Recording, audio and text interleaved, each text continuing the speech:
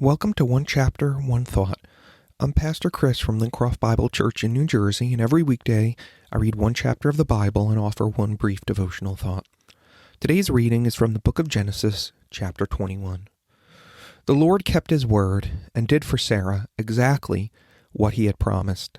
She became pregnant, and she gave birth to a son for Abraham in his old age.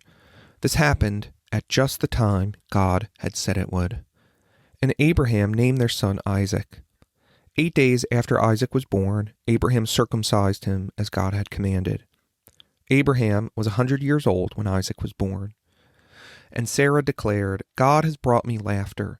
All who hear about this will laugh with me.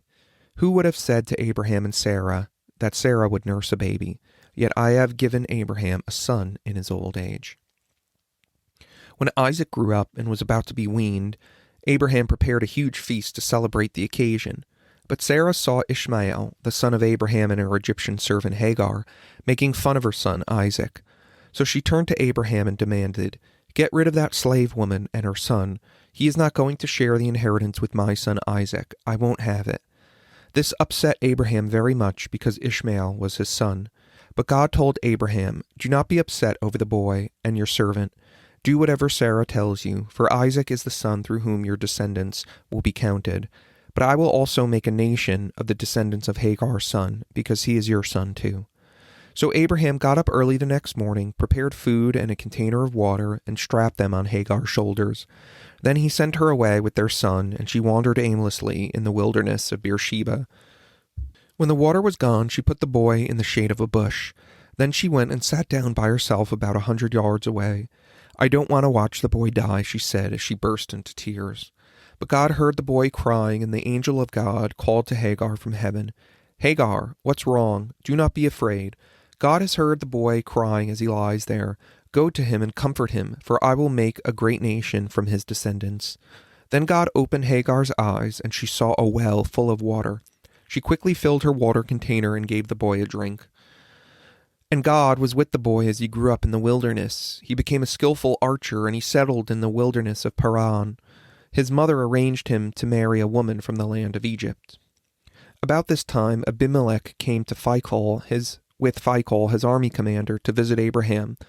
"God is obviously with you, helping you in everything you do," Abimelech said. "Swear to me in God's name that you will never deceive me, my children, or any of my descendants.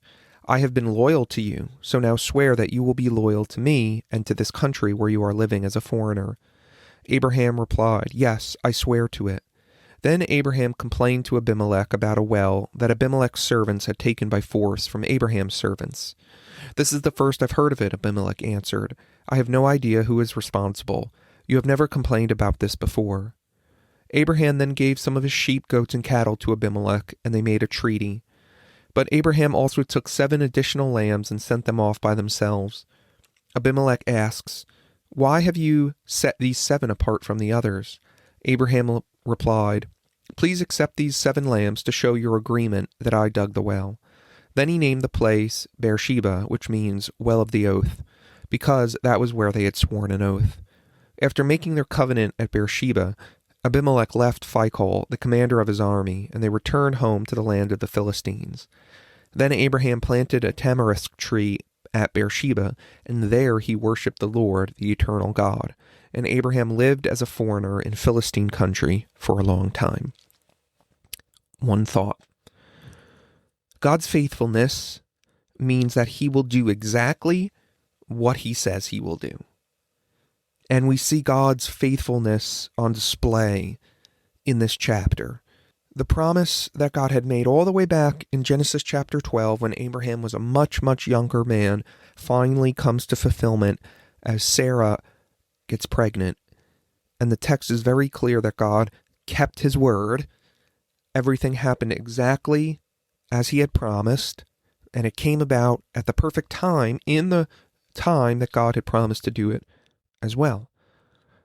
And so we see the beginning of this promise back in Genesis chapter 12, when God promises to Abraham that he would become a great nation. He would have many, many descendants that formed into a large nation. But in order for that to happen, he would have at least need to had one son to start with. God further clarifies and expands the promise in Genesis 13, and he tells Abraham that his offspring will be as numerous as the dust. So just looking around and seeing all the dust around him, that would be what the nation is like. But Abraham has doubts.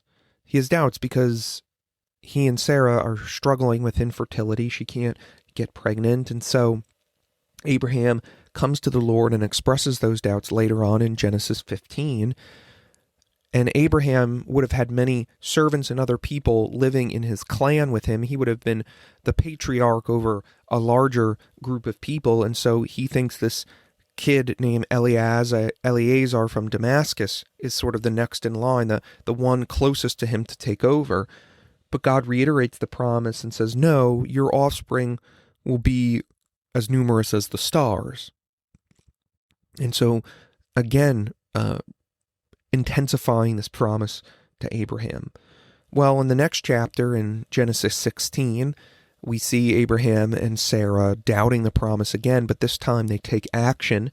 They try to take God's plan into their own hands, and Sarah's like, why don't you sleep with my servant girl, essentially my personal assistant. She gets pregnant. It'll be, kind of a half son, but he could be next in line. Abraham does that, but things don't really go well because Sarah becomes resentful about it. And then Hagar, she kind of flaunts the position now of where she's at, and there's just conflict in the family. Not good. Not good. But eventually this son, Ishmael, is born. This half son is born. And so Abraham thinks, okay, God, in Genesis 17, maybe he will be the one who inherits the promise and takes over. And God is very adamant, no, your biological son from your wife will be the one, and you should name his name Isaac. That's in Genesis 17, 19, and 21. Then, a short time later, some angels show up in Genesis 18, promising within the year Sarah would be pregnant. Sarah laughs at this notion, but the Lord calls her out on it. Is anything too hard for the Lord? And so then now, here in chapter 21, exactly as God promised, it is fulfilled. God has always been faithful to Abraham. And as great as fulfilling his promise to Abraham through Isaac was, God wasn't done yet. Because Isaac did not bless all the nations. So the birth of Isaac really anticipates a greater son, the true descendant of Abraham, Jesus Christ. Jesus is the ultimate fulfillment of what God had promised, the one from whom blessing would flow to the nations, the one descendant of Abraham that would save the world.